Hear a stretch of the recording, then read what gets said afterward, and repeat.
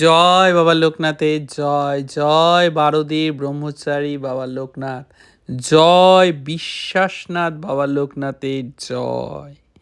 তোমার কৃপায় আমি নিরাপদে রয়েছি বাবা। সব তোমার চমৎকার, সব তোমার চমৎকার বাবা। দাদাভাই প্রণাম। হ্যাঁ নমস্কার, আমি সুকুমার চক্রবর্তী জলপাইগুড়ি থেকে লিখছি। আচ্ছা, বাবা লোকনাথ আমার প্রাণ। বাবা লোকনাথের জন্যই আমি বেঁচে রয়েছি, আজ নিরাপদে রয়েছি। আমি জলপাইগুড়ির দিনবাজারের একজন সাধারণ দোকানদার দাদা ভাই।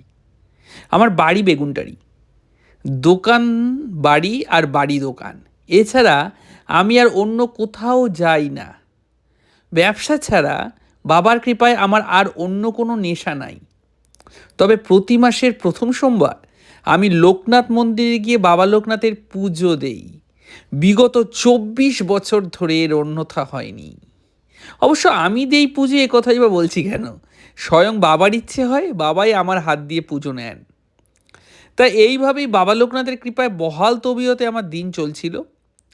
বহুদিন আগে ব্যবসার প্রয়োজনে ময়নাগুড়ির শরীদ শেখ নামের একজন মহাজনের কাছে কিছু টাকা ধার নিয়েছিলাম আমি। প্রতি মাসে নিয়মিত তার সুদ প্রদান করে আসছিলাম, কিন্তু সে বিগত কয়েক মাস ধরে আসল ফেরত দেওয়ার জন্য চাপ দিতে থাকে। ভেবেছিলাম হলদিবাড়ির 20 বিঘা যে জমিটি আমার বাবার রয়েছে সেটা বেচেই শরীদ শেখের পুরো আসল আমি মিটিয়ে দেব। সেই কারণে পরপর দুদিন হলদিবাড়ি গিয়েও ছিলাম, আশেপাশের বেশ কিছু লোককেও বলে এসেছিলাম। এর মাঝেই আবার একদিন শরীদ শেখের ফোন আসে। দোকানে ছিলাম তখন। ফোন উঠিয়ে বলতেই যাচ্ছিলাম যে জমি বেচেই তোমার টাকাটা আমি দিয়ে দেবো শরীদ শেখ। ও দেখি আমার কথা পাত্তা না দিয়ে বলা শুরু করলো, আচ্ছা সুকুমার, তোমাদের পাড়ায় থাকে আলী, ওর যে বড় মেয়ে রয়েছে তার স্বভাব চরিত্র কেমন গো? আমার এক বন্ধুর বড় ছেলের সাথে ওই মেয়ের শাদীর সম্বন্ধ চলছে। তুমি যেহেতু ওই পাড়ায় থাকো, আলী ও তার পরিবারকে ভালো মতোই চেনো, তাই জিজ্ঞেস করছিলাম আর কি। তো আমি দেখলাম ব্যাপারটা খুবই সামান্যই। আমি তখন বলতেই যাচ্ছিলাম ওর ব্যাপারে, তখন শরীদ শেখ আমায় থামিয়ে দিয়ে বলে, তুমি সুকুমার বজরাপাড়া মোড়ে চলে আসো তো, আমার বন্ধুও আছে সেখানে, সামনাসামনি কথা হবে, কি বলো?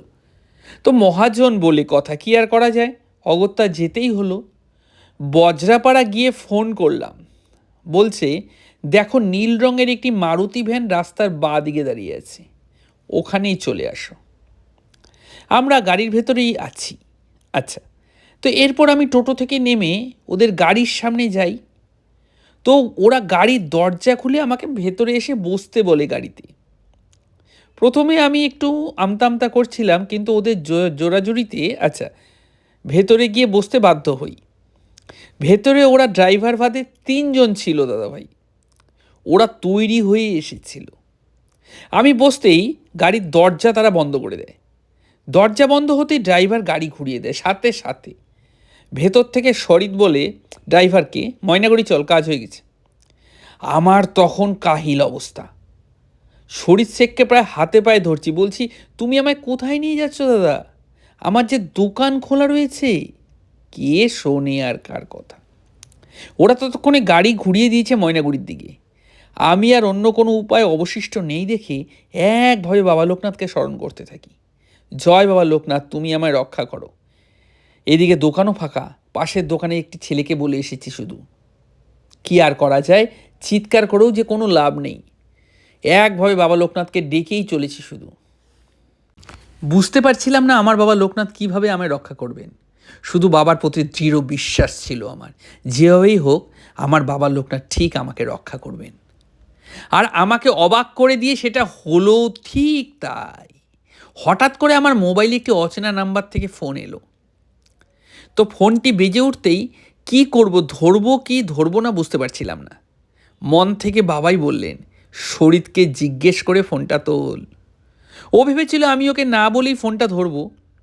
ওকে জিজ্ঞেস করতে বেশ থতমত খেয়েও আমায় জিজ্ঞেস করে, কে ফোন করেছে? আমি বললাম, বুঝতে পারছি না দাদা, অচেনা নম্বর তো। তো এমন বলতেই ফোনটা কেটে গেল। তো দেখি কেটে যেতেই আবার ফোন এসেছে। এবার শরীদ শেখ নিজেই বলে, ধরতে দেরি হলে সন্দেহ হতে পারে, ফোনটা ধরো। এরপর যেই ফোনটা ধরি, আমায় জিজ্ঞেস করে অপর প্রান্ত থেকে, আপনি সুকুমার তো? আমি থানা থেকে বলছি। আমি থানা থেকে বলছি, এটা শুনে আমি সেটাই রিপিট করি, থানা থেকে বলছেন? তো এটা জোরে বলতেই দেখি শরীর শেখ বেশ অবাক হয়ে বলে, থানায় এর মধ্যেই আবার কে ফোন করলো? আমায় তারপর ইশারায় ফোনটা চেপে ধরতে বলে। বুঝতে পারি শরীর শেখ এইবার বেশ ভয় পেয়েছে। আমায় ধীরে ধীরে বলছে, কিডন্যাপিংয়ের কথাটা চেপে দাও, আমি এখনই তোমায় ছেড়ে দিচ্ছি, এই গাড়ি সাইড কর। তারপর নামার সময় আমায় বলে, তুমি কিন্তু ভুলেও আমার কথা বলো না ভাই, আমার আর কোনো টাকা পয়সা দিতে হবে না আমায়। বাবা লোকনাথের অপার লীলা দেখে আমি তখন কি বলবো কিছুই বুঝতে পারছি না। আমি তো অবাক, মনে মনে জয় বাবা লোকনাথ স্মরণ করছি, যে এই ভয়ঙ্কর বিপদের হাত থেকে তুমি কি অদ্ভুতভাবে আমায় বাঁচিয়ে দিলে বাবা। পরে দোকানে গিয়ে বুঝি পুলিশবাবুটি ফোন করেছিলেন কারণ তারই স্ত্রীর কেনা শাড়ি এক্সচেঞ্জ করতে, যেটা আমি কায়দা করে শরীর শেখকে বুঝতে দেইনি। বুঝতে দিলে ও এতটা ভয় পেত না। আর এই চমৎকার করেছেন স্বয়ং আর কেউ নন, আমার ভগবান বাবা লোকনাথ। জয় বাবা লোকনাথের জয়, জয় বিশ্বাসনাথ বাবার জয়।